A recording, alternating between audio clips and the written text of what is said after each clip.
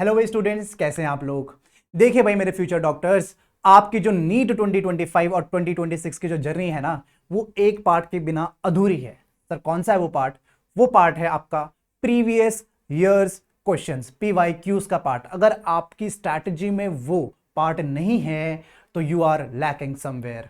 देखिए भाई, अनमोल सर की एक रील देखी मैंने रिसेंटली। अनमोल सर ने बहुत ही प्यारे शब्दों में कहा है कि जो टॉपर्स होते हैं ना, टॉपर्स सर, वो अपनी अपनी स्ट्रैटेजी बनाते हैं। वो यही नहीं देखते कि किसने क्या करा है। लेकिन एक चीज अगर मैं कॉमन उठाऊं सब में, तो टॉपर जो होता है ना, वो ये जरूर एनालाइज करता है कि मुझसे पहले कैसे सवाल पूछे गए थे, इस टॉपिक से पहले क्या कोई सवाल आया था, और आया था तो कैसे आया था।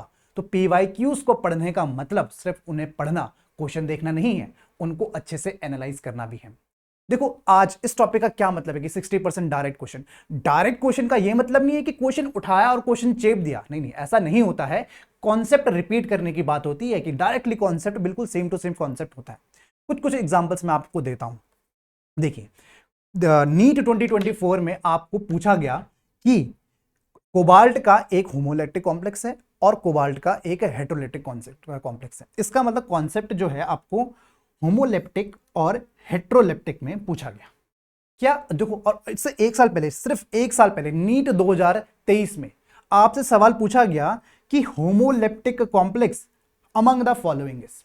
देखो, तो जिस बच्चे ने PYQ करा होगा, जिस बच्चे ने PYQ सॉल्व किए होंगे, उसने क्या किया होगा, उसने क्वेश्चन तो उसे लगा कि हाँ क्वेश्चन तो बहुत आसान है, ये तो अटेम्प्ट कर देता हूं, ठीक है, उसने कर दिया PYQ। एक ने कर दिया, चलो आगे बढ़े।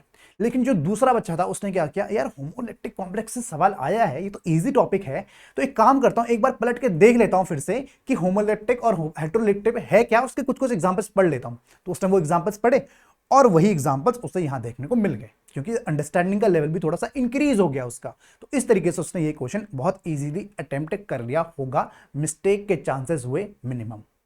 और एग्जांपल देखो, कह रहा है कि मोस्ट स्टेबल कार्बोकैटायन, यानी कि स्टेबल कार्बोकैटायन पे आप पे ये सवाल आया था, जो कि एक बहुत इजी सवाल था।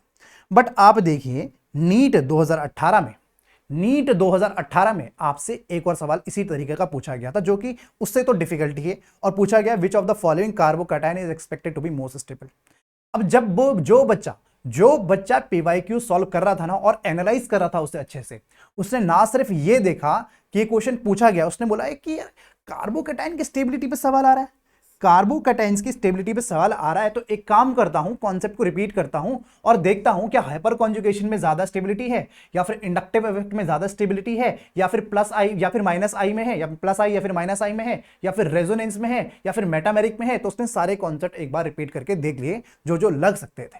ठीक है, ये उसका तरीका रहा। और क्या तरीका है, अब देखो कुछ कुछ क्वेश्चन आए जो कि हर साल ही आ रहे हैं, जैसे कि helium atoms, number of helium atoms बनाने। अब ये जो टाइप के सवाल ऐसे हर साल किसी ना किसी फॉर्म में पूछे गए कि मैक्सिमम नंबर ऑफ एटम्स निकालो, और आपने अटेंड भी किए होंगे। पर आप देखिए एनसीईआरटी एग्जाम्पलर, सिर्फ PYQ नहीं, एनसीईआरटी एग्जाम्पलर से भी ऐसे क्वेश्चन हमें देखने को मिलते हैं, जो कि बन जाते हैं एनसीईआरटी एग्जाम्पलर से कि विच of the following element contains the greatest number of atoms, greatest number of atoms, इनमें से ग्रेटेस्ट नंबर। तो मिलता जुलता सवाल हमें देखने को मिलता रहता है। ठीक है, अब सर ऐसी किताब कहां से लेके आए जिसमें क्या एनसीईआरटी एग्जाम्पलर भी है, PYQs भी हैं, क्योंकि एनसीईआरटी एग्जाम्पलर से भी क्वेश्चन आ रहे हैं, बताते हैं, धैर्य रखें। लेकिन और एग्जाम्पल देखो, अब जो ये वाले क्वेश्चंस हैं जिसमें आपको क्लास में, देखो मैं नहीं, हर टीचर जब कोऑर्डिनेशन पढ़ाता है, इनफैक्ट हर टीचर जब कोई भी सब्जेक्ट पढ़ाता है ना, तो उसका पढ़ाया हुआ ही आता है।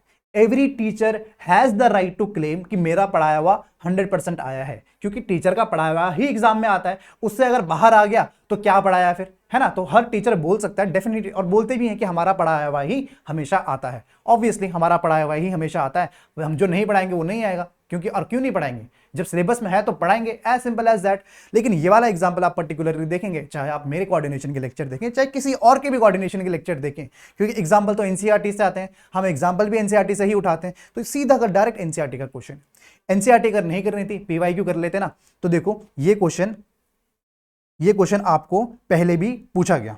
देखो कहां पे, 2018 में आपसे पूछा गया था type of isomerism shown by the A cobalt complex, आपको हेटेरोलेप्टिक दे दिया और पूछ लिया कि इसमें कौन सा आइसोमेरिज्म देखने को मिलेगा। 2011 में देखो क्या हुआ, आपको दो कोऑर्डिनेशन कॉम्प्लेक्सेस मिले और पूछा उनके बीच में कौन सा आइसोमेरिज्म है। तो इन दोनों से अगर आप मैट्रिक्स बनाएं डायरेक्ट ही यहां से क्वेश्चन, ये वाला क्वेश्चन फॉर्म हो गया था। लेकिन एक कमाल की बात, आपको एक एग्जांपल देना चाहता हूं यहां पे। एक क्वेश्चन AIPMT 2010 में आया, वो क्वेश्चन क्या था कि the existence of two different coloured complexes with the composition of CONH3 5Cl2 is due to. अब ये देखो है तो आइसोमेरिज्म का, बट काफी यूनिक, काफी इंपॉर्टेंट सवाल आपका। सब एक काम करेंगे, सब मुझे इसका आंसर कमेंट में बताएंगे कि इसका आंसर क्या होगा। इसका आंसर बताओ मुझे, क्या आंसर होगा। और देखो ये आइसोमेरिज्म का ही क्वेश्चन है, लेकिन it is a bit different question, एक यूनिकनेस है इस क्वेश्चन में।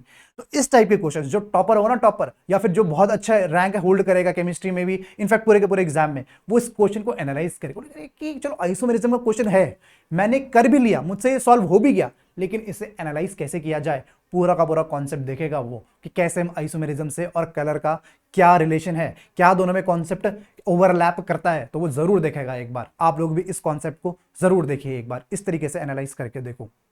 और सर थोड़े से और एग्जांपल बता दीजिए। देखिए भाई, ये देखो, ये तो डायरेक्ट क्वेश्चन था। इस बार 2024 में आपको जो कॉन्सेप्ट पूछा गया वो था आपका QC और KC का कॉन्सेप्ट, QC और कॉन्सेप्ट, QC और KC का। AIPMT 2003 में भी आपको क्या Q और KC का, QC और KC का कॉन्सेप्ट पूछा गया। कुल मिला के ये पूछना चाहता था कि किस कंडीशन में रिएक्शन फॉरवर्ड जाती है और किस कंडीशन में रिएक्शन बैकवर्ड जाती है। हमें पता है ऑब्वियसली, अगर KC अगर QC से ज्यादा है तो रिएक्शन हमारी फॉरवर्ड डायरेक्शन में क्या मूव करती है। लेकिन ये बात बहुत ईजी थी, क्वेश्चन भी बहुत ईजी था। लेकिन जब बच्चा इसे एनालाइज कर रहा होगा ना, बोलता है कि एक बार फिर से ना QC KC पढ़ लेता हूं। और एग्जाम में जब उसने पढ़ा ना QC KC, और एग्जाम में वही टपक गया QC और KC, और उसके आगे मजे ही मजे। तो ऐसे इस तरीके से PYQs को आपको हैंडल करना आना चाहिए, बिल्कुल मास्टरी आपको उसमें हासिल होनी चाहिए PYQs में। अब देखो कुछ कुछ क्वेश्चन ऐसे कि जो ये PYQ नहीं है, ये एक NCERT एग्जाम्पलर क्वेश्चन है, और क्वेश्चन आप देखो दोनों एग्जैक्टली डिट्टो मैच कर रहे हैं। देखो भाई NCERT एग्जाम्पलर है, देख लो एक बार, देख लो NCERT एग्जाम्पलर है, और दोनों क्वेश्चन देखो, दोनों के दोनों क्वेश्चन ग्राफिकल मेथड से बिल्कुल सेम, दोनों अरेनियस इक्वेशन से ही दोनों के दोनों सेम टू सेम क्वेश्चन हमें पूछे गए हैं। ठीक है भाई। और क्वेश्चन देखो, बिल्कुल ये तो बहुत इजी क्वेश्चन है, ये तो बहुत ही इजी क्वेश्चन है। क्वांटम नंबर से उसके इंफॉर्मेशन को क्या क्या रिप्रेजेंट करता है, मतलब क्वांटम नंबर, उसे मैच करवाना था। अब इसमें ऐसा कुछ नहीं है कि PYQ से आया कि नहीं आया, क्योंकि आपको पता है ये तो बेसिक चीज है, बहुत ही बेसिक चीज है। बट क्या AIPMT 2006 में पूछा गया आपसे कि orientation of atomic orbital is governed bye. अरे भाई साहब, इतना सवाल जब बच्चे ने ये देख लिया तो उसने बोला यार ये सब तो पढ़ना ही है, M देखना ही है, तो N देख लेता हूं, L देख लेता हूं, M देख लेता हूं, और S भी एक बार नजर घुमा के देख लेता हूं कि क्या होता है। तो उसने डेफिनेशन पढ़ी और वही डेफिनेशन एग्जाम में आ गई। तो ये फायदा होता है PYQ करने का। ठीक है भाई, कभी कभी को जो चीज मिस हो जाती है वो PYQ में कवर हो जाती है। अब देखो जैसे ये एग्जाम्पल है, गहरा इंट्रामोलिकुलर हाइड्रोजन बॉन्डिंग इसमें से किस में प्रेजेंट है। अब सेम टू सेम क्वेश्चन जब प्रीवियस ईयर में पूछा गया ना, वो अलग तरीके से पूछा गया था। वो पूछा गया था boiling point of para nitrophenol के फॉर्म में। अब देखो जिस बच्चे, अच्छा आपको क्या लगता है क्वेश्चन कौन से वाले टॉपिक से आया? क्या ये हाइड्रोजन बॉन्डिंग का टॉपिक है, क्या ये GOC का टॉपिक है, क्या ये हाइड्रोकार्बन का टॉपिक है, या फिर हमें नहीं फर्क पड़ता कहां का टॉपिक है, अब तो क्वेश्चन करने से मतलब है। बिल्कुल ये भी देखो, वैसे आपको बता दूं ये केमिकल बॉन्डिंग में जो हाइड्रोजन बॉन्डिंग है लास्ट टॉपिक है, ये वहां से सवाल आया गया।